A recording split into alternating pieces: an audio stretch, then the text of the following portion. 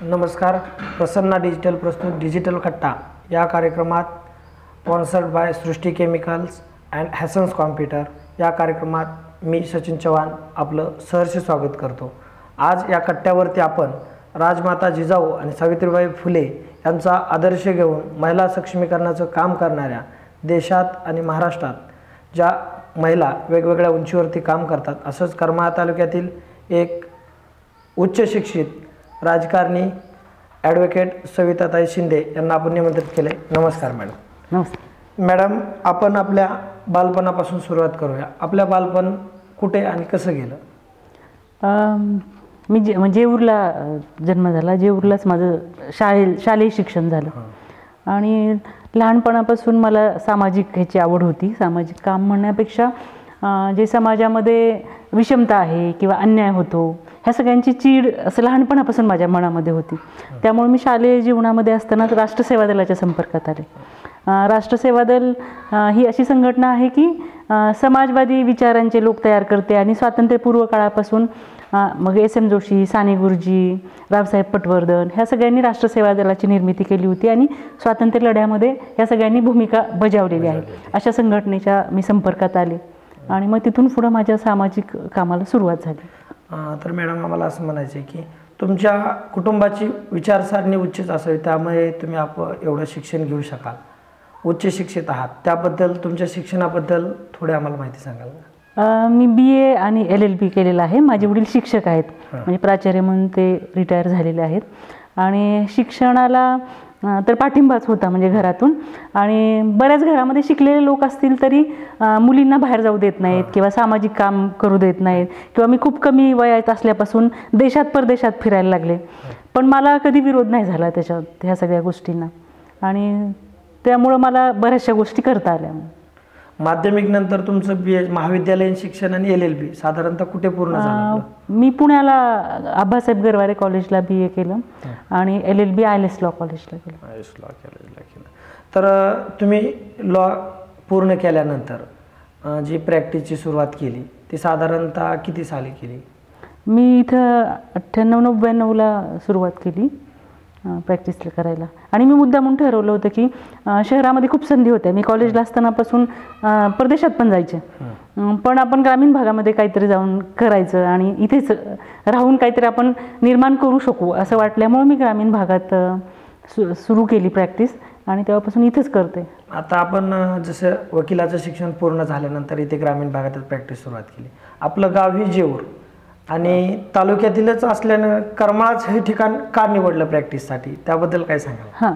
म्हणजे मी आत्ता सांगितल्याप्रमाणे मी राष्ट्रसेवा दलाच्या संपर्कात आले. नंतर छात्र भारती विद्यार्थी संघटनेत मी राज्य पातळीवरची पदाधिकारी होते. नंतर मी एक युसुफ मेहरली सेंटर म्हणून संस्था आहे त्याचं काम केलं. आम्ही एक भारतभर इंडियन सॉलिडॅरिटी कमिटी म्हणून एक स्थापन केली आणि त्याच्यामार्फत पूर्ण देशामध्ये म्हणजे असं एकही राज्य नाही की जिथं आम्ही युवकांची शिबिरं घेतली नाहीत देश पातळीवरती. आणि पुन्हा मी परदेशात पण जायला लागले आणि तिथे मी निवडून आले. म्हणजे 140 देशांची संघटना, जगातली सगळ्यात मोठी युवकांची पॉलिटिकल संघटना होती. तिथे मला उपाध्यक्ष म्हणून निवडून दिलं होतं त्या लोकांनी सगळ्या. आणि अनेक जगातल्या खूप मोठमोठ्या लोकांशी पण संपर्क आला. पण असं म्हणतात की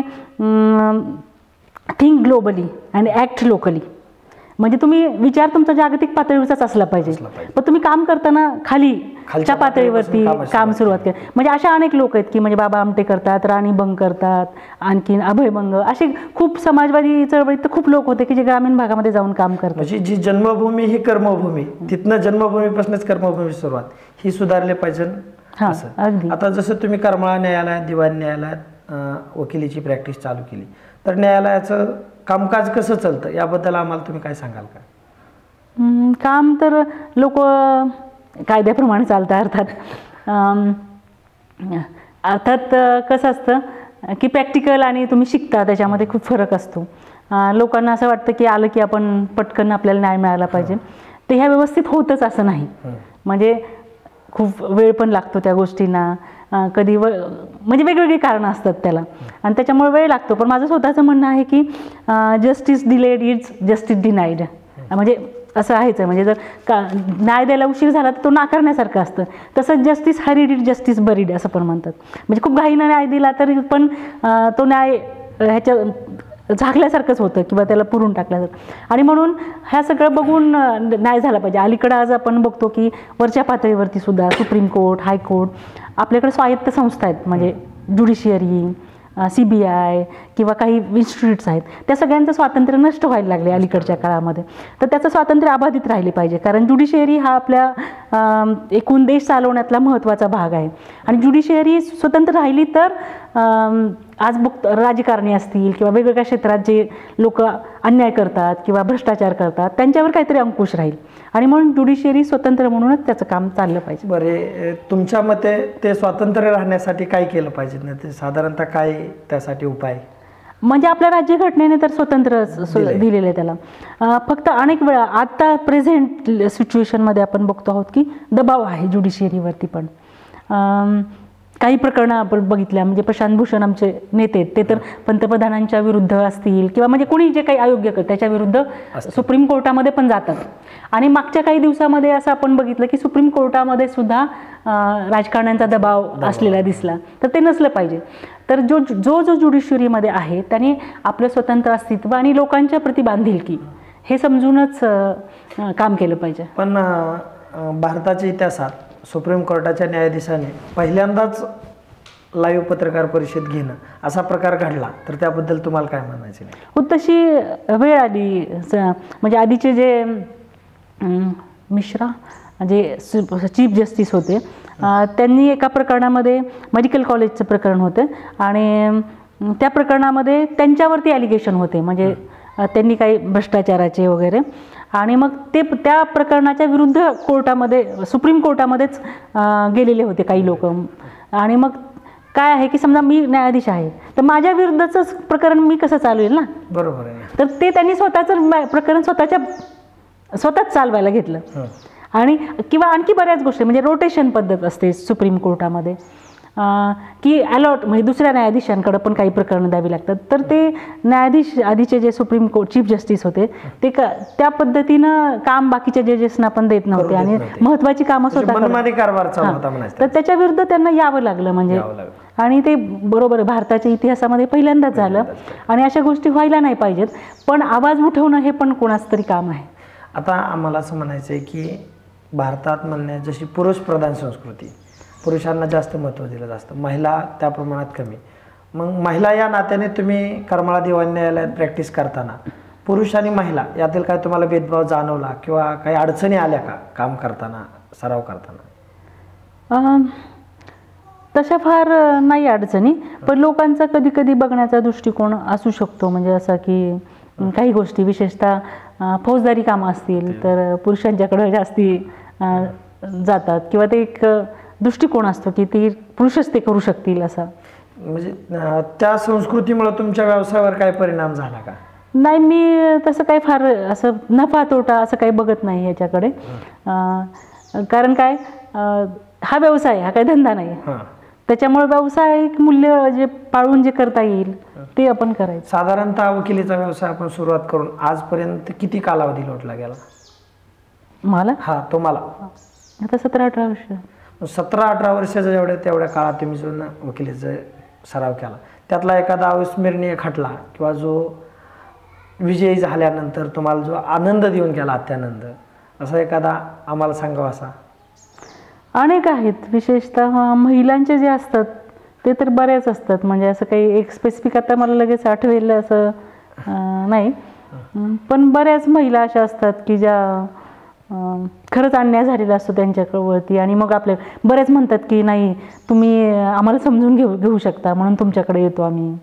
त्यानंतर आम्हाला एक सुरक्षितता वाटते, म्हणजे भावनिक पण सुरक्षितता असते. म्हणजे काही पुरुष वकिलांच्याकडे गेल्याने काय असुरक्षित नसतात महिला, पण एक त्यांना हे वाटतं एक आपुलकी किंवा भावनिक सुरक्षितता, किंवा त्यांना माहिती असतं कुठेतरी भाषण ऐकलेलं असतं, कुठेतरी सामाजिक ह्याच्यामध्ये त्यांनी पाहिलेलं असतं आणि त्याच्यामुळे त्यांना जास्ती आपुलकी वाटते आणि त्यामुळे त्या जास्ती येतात. म्हणजे वकील म्हणलं की राजकारणी आणि गुन्हेगारांचा बऱ्यापैकी जास्तीत जास्त संबंध येतो किंवा त्यांच्यावर रोषाला कारणीभूत ठरावं लागतं. ह्यात काय तुम्हाला दबाव जाणवला का किंवा एखाद्याचा खटला घेतल्यामुळे काही अडचणी सरावात काही निर्माण झाल्या का? मला स्वतःला लोक ओळखत असल्यामुळे माझ्यावर दबाव आणण्याचा कोणी प्रयत्न करत नाही. म्हणजे लोकांना माहिती की एक तत्वनिष्ठ व्यक्ती आहे आणि त्यामुळे कोणी तसा दबाव आणण्याचा माझ्यावरती तरी कधी प्रयत्न नाही करत. म्हणजे वकिली सोडून तुम्ही वकिलीबरोबर राजकारणात पण नशीब आजमावण्याचा प्रयत्न केला, तर त्याबद्दल नक्की काय सांगाल? नशीब असं म्हणजे हा शब्द मला म्हणजे मान्य नाही, पण मला स्वतःला असं वाटतं प्रयत्न केला असं समजा. म्हणजे माझी स्वतःची पूर्वीपासूनची धारणा आहे किंवा एक विचार आहे की एव्हरी पर्सनल इज पॉलिटिकल. प्रत्येक गोष्टीमध्ये तुमचा राजकारणाशी संबंध असतो.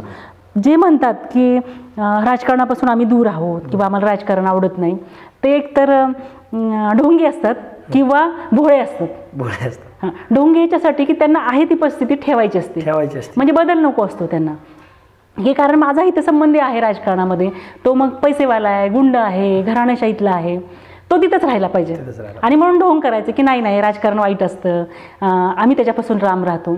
भोळा याच्यासाठी की त्यांना वाटतं की लोकांना नाही ते आपलं काम नाही, हे वाईट लोक असतात तिथे आणि मग आपण काही बदल नाही करू शकणार, आणि म्हणून मग भोळेपणानं पण लोक असं बोलतात. पण राजकारण हे परिवर्तनाचं साधन आहे असं मी मानते. आणि म्हणून जर खरंच चांगले लोक राजकारणामध्ये आले तर राजकारण बदलू शकतं. पण आपल्याकडं म्हणजे माझ्याबरोबर जे काम करणारे अनेक व्यक्ती आहेत त्या इंटरनॅशनल लेवलला, माझ्यापेक्षा खूप कमी वयानं असलेल्या किंवा माझ्याबरोबर ज्यांनी काम केलं त्या बऱ्याच त्यांच्या देशामध्ये खूप महत्त्वाच्या पदावर. आत्ता मागच्या वर्षी न्यूझीलंडची पंतप्रधान झाली जसिंडा आर्डेन. मी ज्या आंतरराष्ट्रीय संघटनेचं काम केलं उपाध्यक्ष म्हणून, त्या संघटनेची ती अध्यक्ष होती. म्हणजे त्यांच्या ती वयाच्या 37व्या वर्षी पंतप्रधान झाली देशाची. म्हणजे तिच्या घरामध्ये कोणी काही राजकारणामध्ये नाही किंवा असं काही ती पैसेवाली नाही, एक साधी युवती की जी समाजवादी चळवळीमध्ये काम करते. ती दुसऱ्यांदा खासदार पण झाली तिथे आणि पंतप्रधान केलं तिला. मग तिथं ते असं लोक म्हटले नाहीत की हिच्या घरचं कोणी राजकारणात नाही आहे, ही पैसेवाली नाही, वयानं लहान आहे, असं नाही. अनेक देशांच्यामध्ये अशा आहेत की माझ्याबरोबर काम केलेले लोक त्यांच्या देशामध्ये खूप महत्त्वाच्या पदावर आहेत. पण आपल्या देशामध्ये एकतर घराणेशाही आहे, पैसा लागतो, गुंडगिरी लागते, सामदाम दंडभेद हे सगळं वापरायला लागतं. म्हणजे एखादा माणूस घराणेशाहीशिवाय पैशाशिवाय राजकारणामध्ये यशस्वी होणं अपवाद आहे आपल्याकडे. प्रगत देशामध्ये हा नियम आहे. हां, म्हणजे अनेक देशांच्यामध्ये तुम्ही बघा, म्हणजे अमेरिकेत आत्ता हा म्हणजे ट्रम्प काही चांगला माणूस नाही आहे, पण हा अपवादानं आला तिथे. एरवी काही तसं होत नाही ना प्रगत देशांच्यामध्ये किंवा युरोपातल्या प्रगत देशांच्यामध्ये. तुम्हीच हा फ्रान्सचा पंतप्रधान प्रेसिडेंट मार्कोनी, तो पण किती 39व्या वर्षी प्रेसिडेंट झाला देशाचा. तो काही त्याच्या घराण्यात राजकारण नाही आहे. मग आपण देशातली जगातली एक नंबरची लोकशाही समजतो भारताला, पण लोकशाही आहे, पण तुम्ही सांगताय की राजकारणात ते नाही. मग नक्की त्याचा अर्थ कसा समजायचा की बाबा राजकारणात ते स्वातंत्र्य नाहीये, पैसेवाली लोक किंवा भ्रष्टाचारी गुन्हेगारी सामदाम दंड या नीतीचा वापर करून राजकारणात पुढे येतात. ती इतर देशात नाही, पण लोकशाही आपली चांगली असं म्हटलं जातं. लोकशाही मोठी आहे जगातली जगातली. हां, आणि तांत्रिकदृष्ट्या लोकशाही आहेच आहे. पण लोक जोपर्यंत ठरवत नाहीत की आपण ह्या सगळ्या गोष्टींना अवेरून मतदान करायचं, लोकशाही आहेच आहे ना, तांत्रिकदृष्ट्या लोकशाही आहे. पण तुम्ही जर लोक जोपर्यंत ठरवत नाहीत की कोणीतरी घराण्यातनं आलाय कुठल्या म्हणून त्याला मी मतदान करतो, हे चुकीचं आहे. कोणीतरी पैसे वाटतोय, पार्ट्या देतोय, दारे वाटतोय, ढाबे भरलेले असतात निवडणुकीच्या काळामध्ये, हे जोपर्यंत लोकांना चीड येत नाही त्याची, तोपर्यंत ती तांत्रिक लोकशाही राहील. म्हणजे बघा, आंबेडकरांनी घटना लिहिल्यानंतर पण आंबेडकर निवडणुकीत पराभूत झाले होते. म्हणजे हे किती मोठा पराभव आहे आपल्या लोकशाहीचा म्हणावं लागेल. महात्मा गांधी असते आज तरी महात्मा गांधी निवडून आले असते का? नसते आले ना. अशी व्यवस्था आहे इथली. तर म्हणून मग लोकशाही तांत्रिकदृष्ट्या असून उपयोगाचं नाही आहे ना. तर लोकशाही मनामध्ये, आणि तुम्ही ठरवलं पाहिजे की खरं काम करणारा कोण आहे. आता बघा, नेत्याचा मुलगा राजकारणामध्ये येतो. आता मी स्वतः म्हणेन की मी अपघातानं राजकारणात नाही आलेले किंवा मी वारसा चालवण्यासाठी नाही आले कोणाचा. नेत्यांची मुलं कशासाठी येतात? अपघातानं येतात. कोणीतरी वडील वारले, कोणीतरी घरातलं राजकारणातलं वाढलं तर येतात. किंवा मग वडील आमदार होते, आई आमदार होती, खासदार होती, मग त्यांच्यानंतर वारसा चालला पाहिजे. आता वारसा म्हणजे का त्यांची जहागिरी नाही, ती घरनं आलेली किंवा कौटुंबिक प्रॉपर्टी नाही आहे, पण ते चालवण्यासाठी ते राजकारणामध्ये येतात आणि लोक त्याला निवडून देतात. तर लोकांनीच ठरवलं पाहिजे ना की खरं काम करणारं कोण आहे. समजा माझ्यासारखी कोणी XYZ व्यक्ती आहे, तिला तुम्ही संधी दिली तरच ती किती काम करते हे समजेल ना तुम्हाला. आपल्याकडे संधीची समानता नाही. नेत्याचा मुलगा आहे, तुम्हाला दिसतो की तो त्याच्याकडे रेडीमेड असतं ना सगळं, गाड्या आहेत, कारखाना आहे, आरामात पैसा टक्केवारीवर घरी येतो, गाड्या असतात, नोकर चाकर असतात, आणि आमच्यासारख्यांना मात्र खूप कष्ट करायला लागतात त्याच्यातनं. मग त्याच्याबद्दल आमची काही तक्रार नाही आहे, पण हे सगळं करताना तुम्ही संधीच नाही दिली तर आम्ही किती काय करू शकतो ते समजणार पण नाही ना तुम्हाला. तुम्ही ज्यावेळेस राजकारणाची सुरुवात, साधारणतः पहिली निवडणूक कोणती लढवली राजकारणात? मी पंचायत समितीची लढवली होती. वकील मला सनद पण मिळायची होती, तेव्हा अजून मिळाली नव्हती. तेव्हा मला असं वाटलं की म्हणजे कोणत्या पंचायत समिती गणातून पहिल्यांदा? वांगी पंचायत समिती. आणि नंतर विधानसभा पण मी तेव्हा पण ज्युनियर होते, 2014 साली लढवली. तेव्हा मला असं वाटलं होतं की किमान गट वगैरे तर ह्या सगळ्या गोष्टी वेगळ्या आहेत, पण तरुण मुलं आणि महिला ह्या तरी आपल्या पाठीशी उभ्या राहतील. आणि जगामध्ये कुठेही बदल घडतो तर तरुण लोक बदल घडवत असतात, पण इथं तेवढी तरुण लोकांच्यामध्ये पण तितकी प्रगल्भता किंवा बदल करू शकतो आपण इतकी उमेद दिसून येत नाही. म्हणजे तर तेव्हाही ती म्हणजे दिसली नाही. 2014च्या विधानसभेला म्हणायचं, विधानसभेचा तुमचा अनुभव तुम्ही कसा सांगाल नक्की? अनुभव काय, मी प्रत्येक गावामध्ये गेले, लोकांशी बोलत होते. आजही मी कुठल्या मध्ये गेले तर लोक जमा होतात. पण लोकांच्या प्रतिक्रिया, त्याच प्रतिक्रिया किंवा लोकांचं संभाषण ते किती प्रमाणात मतात परिवर्तन झालं? नाही, लोक असं म्हणतात की चांगली आहे मुलगी, खूप स्वच्छ आहे, कुठं भ्रष्टाचार नाही, अन्यायाविरुद्ध चीड आहे, लढते वगैरे. पण मत देताना लोक प्रस्थापित लोकांना मत देतात. पण राजकारणात नुसतं बोलून चालत नाही ना, ते मतातच परिवर्तन झालं पाहिजे, ते मतपेटीतून दिसलं पाहिजे. मग ती किती प्रमाणात तुम्हाला मतपेटीतून दिसलं? म्हणजे कमी प्रमाणात झालं ते, पण ते मताचं परिवर्तन आपली ही जी चौकट आता जी लोकशाही आहे त्याच्यामध्ये बघितलं तर मग मला पैसा खर्च करावा लागला असता. पैसा खर्च करायचा म्हणजे कुठून तरी 2 नंबरचा पैसा मिळवला पाहिजे, त्यानंतर दारू वाटायला पाहिजे, मटणाच्या पार्ट्या द्यायला पाहिजेत, कुणावरती दबाव आणायला पाहिजे, किंवा मग कुठल्या तरी मोठ्या नेत्यांच्या पुढं हांजी करायला पाहिजे, तर तो आपल्या पाठीशी उभं राहील. म्हणजे त्यावेळेस राजकारणात तुम्हाला अपयश आला, पैसा सगळ्यात महत्वाचा, पैसा हा गोष्ट कमी पडली. त्यानंतर जी दहशत पाहिजे राजकारणात ती पण कमी पडली तुमच्याकडून, तुम्हाला त्याबद्दल अपयश आलं. 2014च्या लोकसभेच्या वेळेस पण तुम्ही माढा मतदारसंघातून नशीब आजमावलं. तर त्यावेळेस जो आपला 5 तालुक्याचा मतदारसंघ आहे त्याबद्दल, 6 तालुके, 6 विधानसभा मतदारसंघ, तालुके जास्त आहेत, तर त्याबद्दल तुम्ही कसं सांगाल नक्की? ॲक्च्युली तेव्हा माझ्या डोक्यात काय असं लोकसभा लढवायची असं नव्हतं, कारण हा सगळा अनुभव बघून म्हणजे निराशा वगैरे नाही, पण आपण ह्या सगळ्या स्पर्धेत उतरायचं तर आपण हे करू शकत नाही. आता राजकारण कुठल्याही पातळीवरती राजकारण निवडणुका म्हणजे केवळ राजकारण नाही, तुम्ही लढणं, लोकांच्यात प्रबोधन करणं हा पण राजकारणाचा भाग असतो. परंतु आम आदमी पार्टीची स्थापना झाली आणि मग आम्ही म्हणजे पूर्ण देशामध्ये बदल होईल असं वातावरण निर्माण झालं होतं. मग मी आम आदमी पार्टीमध्ये आम्ही गेलो आणि मग मला आम आदमी पार्टीने सांगितलं की तुम्ही इथून लढा निवडणुकीला. तसं आम आदमी पार्टीकडे खूप लोकांनी मागणी केली होती तिकिटाची, पण आम आदमी पार्टीचा ज्यावेळी जन्म झाला तेव्हा हे सगळे योगेंद्र यादव, केजरीवाल, प्रशांत भूषण, आणि त्यांनी असं ठरवलं होतं की पर्यायी राजकारण उभं करायचं देशामध्ये. पर्यायी म्हणजे की जे मी बोलते की घराणेशाहीशिवाय, पैशाशिवाय, आणखीन महिला चांगल्या आल्या पाहिजेत त्याच्यामध्ये, गुंडगिरी, दारू हे सगळ्याचा वापर सोडून राजकारण उभं केलं. आणि मग त्या सगळ्या ह्याच्यामध्ये मी बसत होते आणि म्हणून मग लोकसभेची उमेदवारी दिली. ठीक, म्हणजे अनुभव म्हणून अनुभव चांगलाच असतो, म्हणजे चांगलाच आहे तो.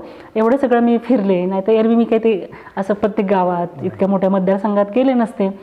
आणि एक तर प्रतिष्ठेचे पण प्रश्न असतो, देशभरामध्ये नाव पण झालं.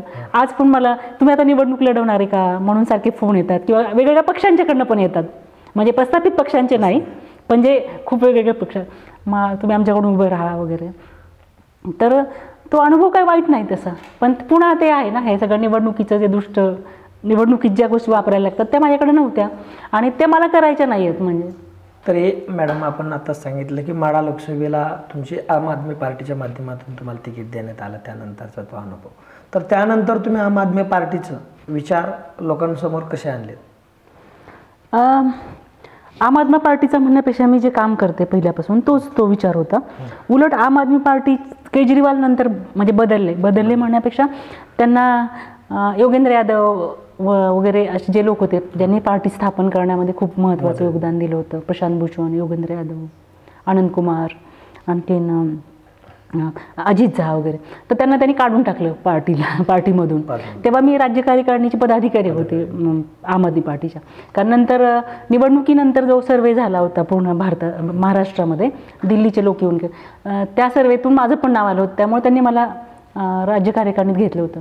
पण ज्यावेळी लक्षात आलं की तत्वापासून थोडंसं दूर जायला लागलेले आहेत, म्हणजे आम्ही प्रचारामध्ये पण होतो, नंतर पण विधानसभेच्या म्हणजे दिल्ली विधानसभेच्या, आणि मग नंतर काही गोष्टींना विरोध केला होता योगेंद्र यादव वगैरे या सगळ्या लोकांनी, आणि मग त्यांनी काढून टाकल्यानंतर आम्हाला लक्षात आलं की आपण ज्या तत्वांसाठी पार्टीमध्ये आहोत, आपली लढाई ज्या विचारांची, ज्या तत्वांची, त्याच्यापासून पार्टी थोडीशी हरकत घेतली. मग आम्ही योगेंद्र यादवांच्या बरोबर आम्ही बाहेर पडलो आणि दुसरा पक्ष स्थापन केला, स्वराज इंडिया.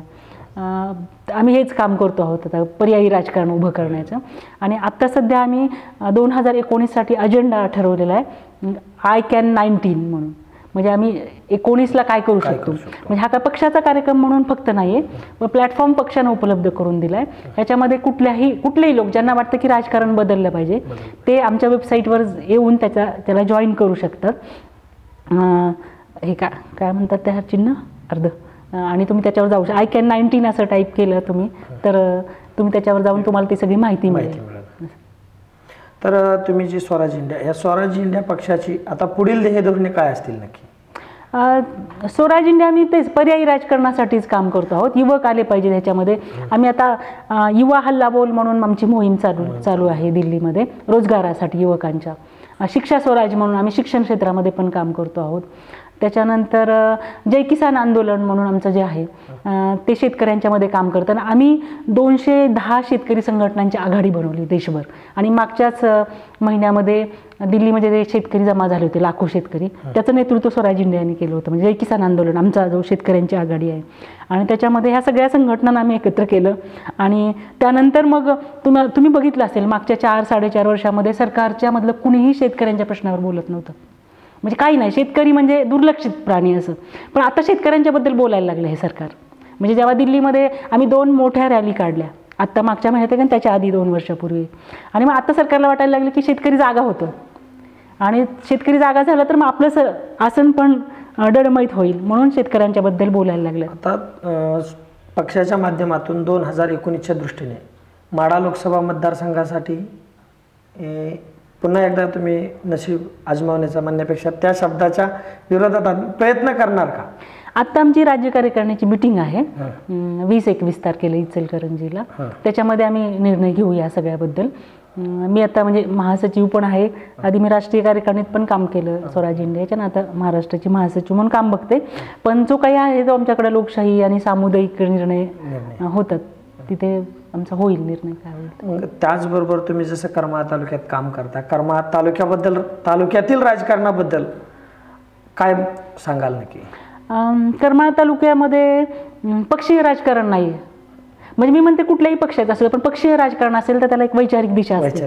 म्हणजे कोणताही, म्हणजे भाजपाच्या मी त्यांच्या वैचारिक भूमिकेच्या विरोधात आहे, शिवसेनेच्या पण त्यांचा काहीतरी विचार असतो ना, किंवा काँग्रेसचा एक विचार असेल, समाजवादी पार्टीचा एक विचार असेल, किंवा स्वराज इंडियाचा एक विचार आहे. म्हणजे एक विचार काही ना काही घ्यावा लागतो वैचारिक भूमिका पक्षांना. तुम्ही जर गट म्हणून काम केलं तर त्या नेत्याला काय विचार, कुठला नेता आपला म्हणजे ज्याची वैचारिक भूमिका स्पष्ट आहे आपल्या करमाळा तालुक्यातल्या, किंवा तो कुठल्या तरी विचारानं काम करतो, असा कुठला नेता आहे. पण विचारच नाहीत तर मग काम करण्याला काहीच अर्थ नाही ना. म्हणून निदान पक्षीय राजकारण रुजलं तर निदान पक्षवरच्या पातळीवर तर काहीतरी निर्णय घेतो वैचारिक पद्धतीनं, मग ते खाली पण इम्प्लिमेंट करायला लागतं. तर वैचारिक राजकारण नसल्यामुळं इथं तरुणांना किंवा एकूणच बदलाच्या दिशेनं प्रतिकूल वातावरण होतं. मग त्या दृष्टीने तुम्ही करमाळा तालुक्यातील गटातटाच्या राजकारणाबद्दल साधारणतः पक्षाचं तर काय करमाळा तालुक्याशी संबंध एवढा येत नाही, पण तसंच ह्या पक्षाचं तिकीट मिळालं पाहिजे, त्या पक्षाचं तिकीट मिळालं पाहिजे, तसं तुम्ही करमाळा तालुक्यात कुठल्या गटाबरोबर काम करू नाही करत. मी कुठल्याच गटाबरोबर करत नाही. म्हणजे त्या बरं गट सोडून आपण स्वराज इंडियाच्या माध्यमातून तालुक्याबद्दल 2019च्या दृष्टीने नक्की काय हे कराल? ना आमचे जेवढे मोजके असतील कार्यकर्ते त्यांच्याबरोबर आम्ही करतोच आहे काही ना काही. शेतकऱ्यांच्या शिबिरं घे, कधी कधी थोडंसं छोटंसं आंदोलन कर, मोर्चा काढ, असं थोडंफार करतो. आता आमची शक्ती काही खूप मास लेवलला नाही, म्हणजे त्याला मर्यादा आहेत. पण ते लोकांनी ठरवलं पाहिजे ना, ती लोकांच्या उपयोगाची असेल तर लोकांनी बरोबर आलं पाहिजे. तुम्ही ज्यावेळेस करमाळा तालुक्याच्या राजकारणात उतरला तर त्यावेळेसचे काही महत्त्वाचे प्रश्न आणि ते कसे सांगाल तुम्ही? प्रश्न नक्की काय करमाळ्याच्या बाबतीत राजकारणात काय काय प्रश्न आहेत? आता काही प्रश्न तर मी म्हटलं की हा वैचारिक प्रश्न आहे, तो तसाच आहे, म्हणजे अनेक वर्ष झाली. म्हणजे मला फार आश्चर्य वाटतं करमाळा तालुक्याचं. खूप मोठमोठी आंदोलनं देशभर होतात, राज्यात पण काही होतात. करमाळा तालुका जिथले तिथे असतो, म्हणजे त्या कुठंच सहभाग नसतो त्याचा. करमाळा तालुक्यामध्ये अजूनही खूप मोठ्या शैक्षणिक संस्था नाही आहेत, म्हणजे जिथं सगळ्या पद्धतीचं शिक्षण मिळेल अशा.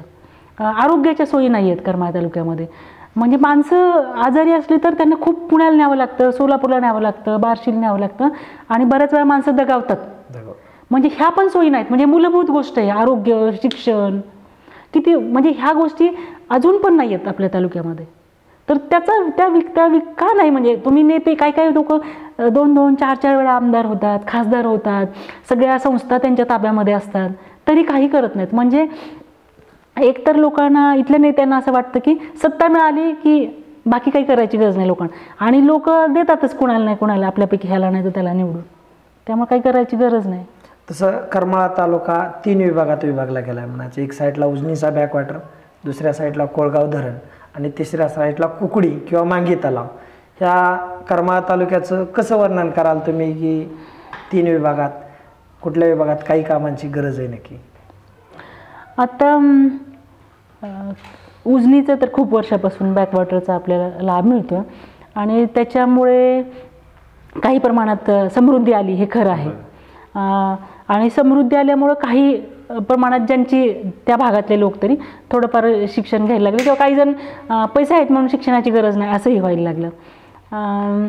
आणखी काही लोक पुनर्वसनाचे प्रश्न अजून आहेत तिथे पण शिल्लक. कोळगावमध्ये तर मला वाटतं की 1 किंवा 2 वेळा पाणी आलं आतापर्यंत. म्हणजे मोठी धरणं उभी राहतात पण पाणीच नाही आहे, पाऊसच पडला नाही, तर तिथले प्रश्न आहेत. म्हणजे लोकांनी कर्ज काढून पाईपलाईन केल्यात आणि पाणी नसल्यामुळे त्याच्यातून उत्पन्न नाही मिळत, अशी स्थिती आहे. त्याच्यावरती पण काही होण्याची गरज आहे. प्रक्रिया उद्योग उभा करण्याची गरज आहे. ऊसाचं क्षेत्र आहे खूप, म्हणजे आपल्या सोलापूर जिल्हा प्रत्यक्षात नैसर्गिकदृष्ट्या पाऊस पडत नाही इथं, पण सगळ्यात जास्ती महाराष्ट्रात साखर कारखाने इथं आहेत सोलापूर जिल्ह्यात. अर्थात त्याचे फायदे तोटे आहेतच. आता बघतो आपण उजनी किती 50-40% आसपास गेली आहे. म्हणजे पाण्याचं नियोजन नाही आहे. म्हणजे केवळ पाऊस पडून उपयोगाचं नाही, तर पाण्याचं नियोजन पण करता आलं पाहिजे ना. आपल्याकडे मुख्यतः प्रश्न नियोजनाचा आहे, तसा तर पावसाचाही खूप मोठा प्रश्न आहे असं नाही, नियोजनाचा प्रश्न. पण आता जसा दुष्काळ आहे, जशी दुष्काळाची समस्या आहे, पण त्याचबरोबर उजनीतलं जे पाणी, त्या माध्यमातून शेतकऱ्यांना पाणी उचलण्यासाठी लाईट कपात केली जाते. पण असं काही नाही की बा इतरांना जे पाणी दिलं जाते त्यात कपात केली जात नाही. कॅनलच्या पाण्यात म्हणा किंवा नदीने पाणी सोडलं जातं त्यात. पण उजनी काठचा ज्या शेतकऱ्यांनी त्याच्यासाठी आत्मसमर्पण केलं किंवा त्याग केला, आपली घरदारं सोडली, गावच्या गाव सोडली, त्यांची लाईट आज कापली जाते. म्हणजे त्याच शेतकऱ्यांनी पाणी वाचवलं पाहिजे आणि बाकी इतर पाणी सोडून दिलं पाहिजे, ही जी विचारसरणी, ह्याबद्दल नक्की तुम्ही काय म्हणाल? पाण्याचं काय आहे, पाण्याचं समन्यायी वाटप झालं पाहिजे. म्हणजे पाणी हा मूलभूत अधिकारच आहे. मग जगभर लोक चळवळी करतात की पाणी मोफत मिळालं पाहिजे, किमान पिण्याचं पाणी मोफत मिळालं पाहिजे. आणि पाण्याचा प्राधान्यक्रम पण ठरलेला आहे ना, की पिण्याचं पाणी आधी, आणि खरं तर नंतर शेतीचं असलं पाहिजे. पण बऱ्याच वेळा असं होतं की इंडस्ट्रीयल एरियाला पण जास्ती पाणी जातं, त्यामुळे मग शेतकऱ्यांना कमी पडतं पाणी. आणि म्हणून त्याचं प्राधान्यक्रम ठरवणं आणि त्याचं इम्प्लिमेंटेशन करणं हे पण गरजेचं आहे. आणि ते होत नसल्यामुळे सगळे प्रश्न निर्माण होतात. आता बघा टाटाच्या पाण्यासाठी पण चळवळी सुरू झाली आहेत, म्हणजे करतायत लोक. तर त्या सगळ्यांचं म्हणजे नियोजनाचा अभाव आहे आपल्याकडं. म्हणजे आपल्यापेक्षा अनेक देश आहेत की जिथं पाणी कमी पडतं, पण नियोजनामुळे ते पूर्ण देशाभरती पाणी, म्हणजे इस्रायलसारखा देश असेल, पण आपल्याकडं अगदीच खूप पाणी कमी पडतंच नाही. म्हणजे दुष्काळ पडतो नाही असं नाही कधीतरी, पण अजिबात पाऊस पडत नाही असं नाही होत. पण नियोजन नाही आहे आपल्याकडं, त्याच्यावर काहीतरी त्या पद्धतीचे राज्यकर्ते असले पाहिजेत की जे पाण्याचं नियोजन करतात. त्याचबरोबर तुम्ही एक महिला नेता म्हणून किंवा महिला म्हणून काम करता, त्यावेळेस राजकारणात पैशातून निवडून येतात. त्याचबरोबर असं पण घडतं की ज्या ठिकाणी महिलांना राखीव जागा दिल्या जातात, महिलांसाठी निवडून दिलेल्या जागेवर महिलांचे पती म्हणजे सभापती महिला असेल तर सभापतींचे पती ते राज करतात, त्याबद्दल तुम्हाला काय म्हणायचं आहे नक्की?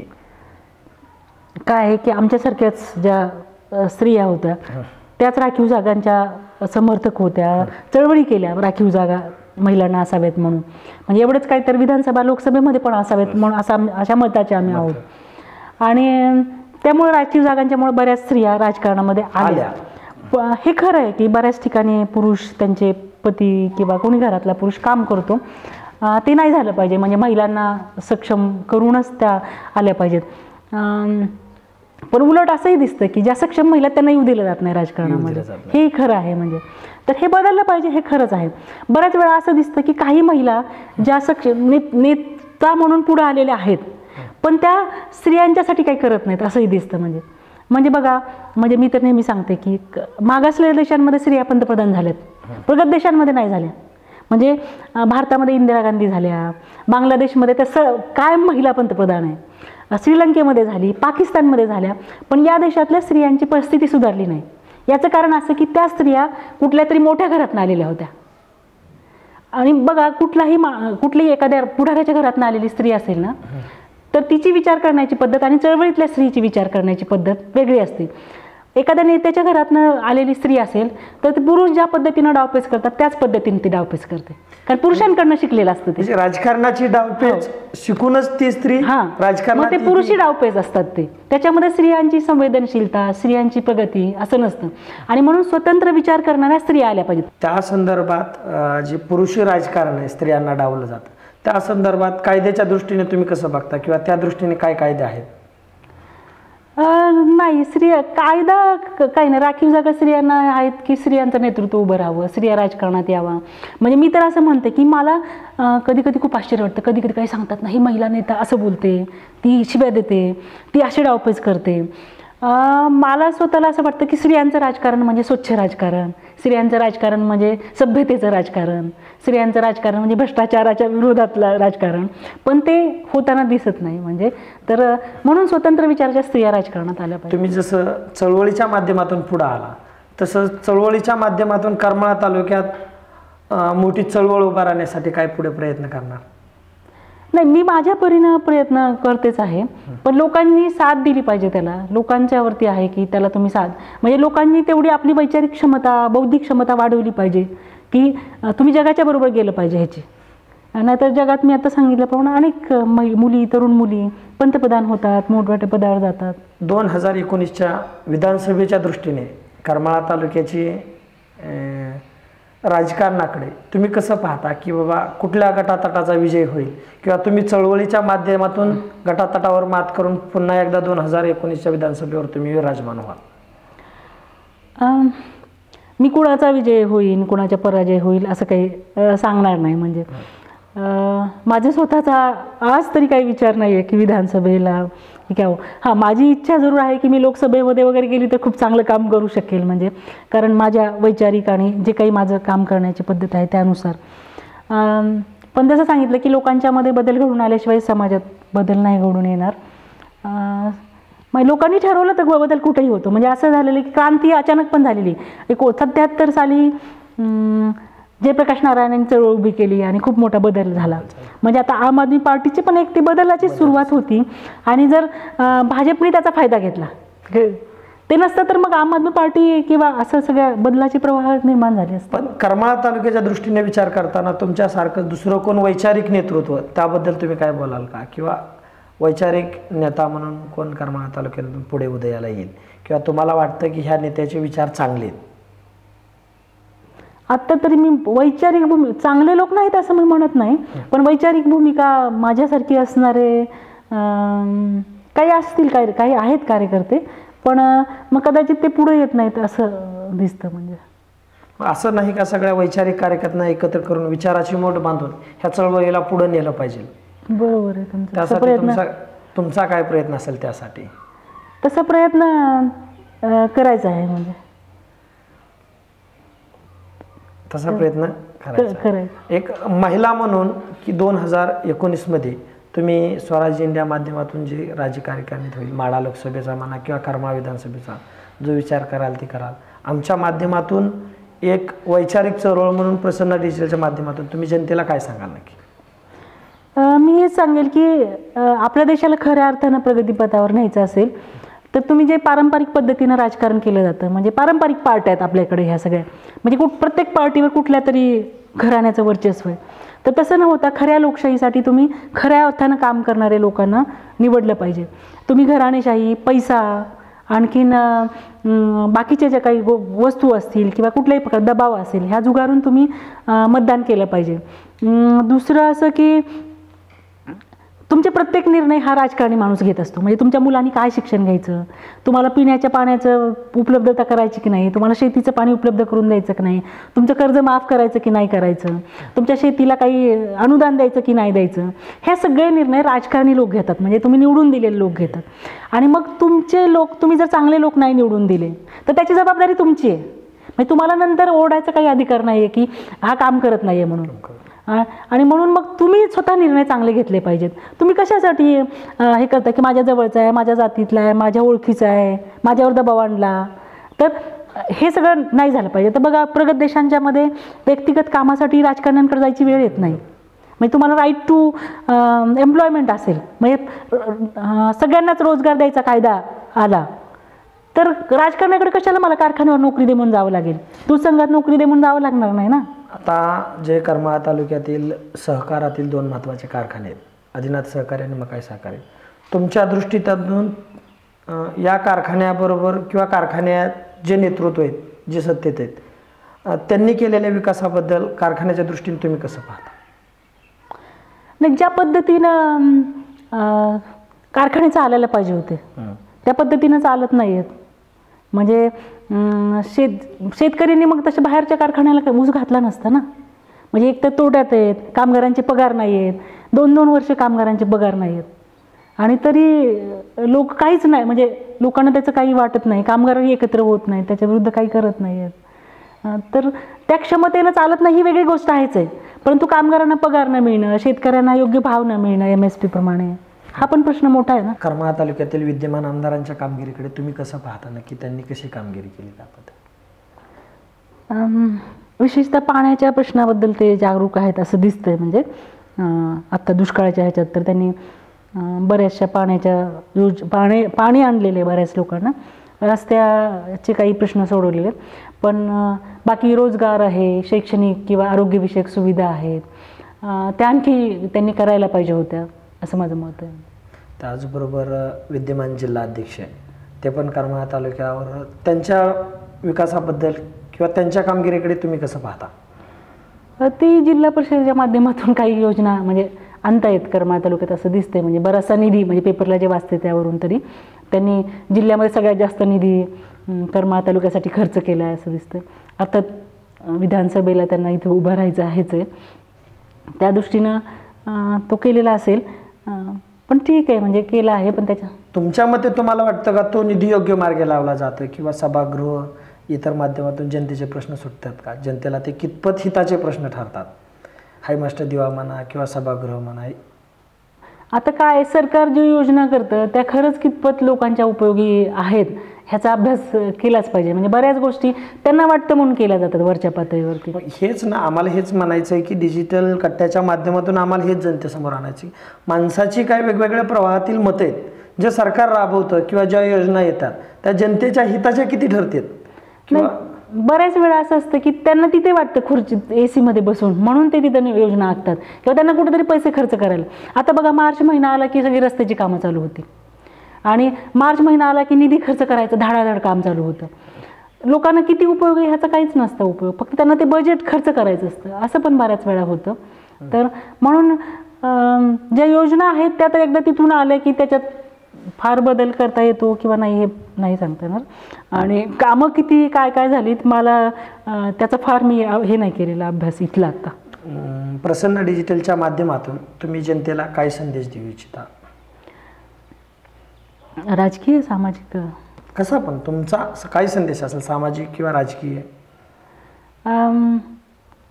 मी असं सांगू इच्छिते प्रसन्न डिजिटलच्या माध्यमातून, एक तर तुम्ही ह्याच्यामार्फत थोडं म्हणजे जे जागृतीचं काम सुरू केलेलं आहे ते चांगलं आहे, आणि तुमच्या या चॅनलच्या माध्यमातून लोकांनी वेगवेगळ्या नेत्यांचे जे अनुभव ऐकत आहेत ते त्याच्यावरून त्यांनी परीक्षण पण केलं पाहिजे, कोण तुमच्यासमोर येतं त्याचं, आणि जगामध्ये जे काही चाललेलं आहे ते जाणून घेतलं पाहिजे. जगाच्या बरोबर जायचं असेल तर जागरूक झालं पाहिजे, आणि समाजामध्ये बदल करायचा असेल तर आपण जे करू शकलो नाही कमीत कमी आपल्या मुलांनी ते केलं पाहिजे. अशा दृष्टीनं आम्ही जे राजकारण, पर्यायी राजकारण म्हणतो, घराणेशाही, पैसा, गुंडगिरी यापासून मुक्त असलेलं राजकारण निर्माण होईल, असा दृष्टीनं लोकांनी विचार करावा आणि ते अंमलात आणावं, अशी माझी इच्छा आहे, आणि तोच माझा संदेश म्हणा. प्रसन्न डिजिटलच्या माध्यमातून सविता शिंदे मॅडम यांनी आपणाला जे सांगितलं की चळवळीचं पर्यायी राजकारण उभा राहिलं पाहिजे, गुन्हेगारी पैशाला थारा देणारं राजकारण, त्याचबरोबर जनतेने योग्य उमेदवार निवडून दिला पाहिजे, त्यानंतर आपण त्याकडं जाता कामा नये. जे असे आपले अनुभव आणि अनमोल विचार डिजिटल कट्ट्यावरती येऊन आपल्यासाठी मांडले त्याबद्दल आम्ही तुमचे खूप खूप आभारी आहोत. धन्यवाद.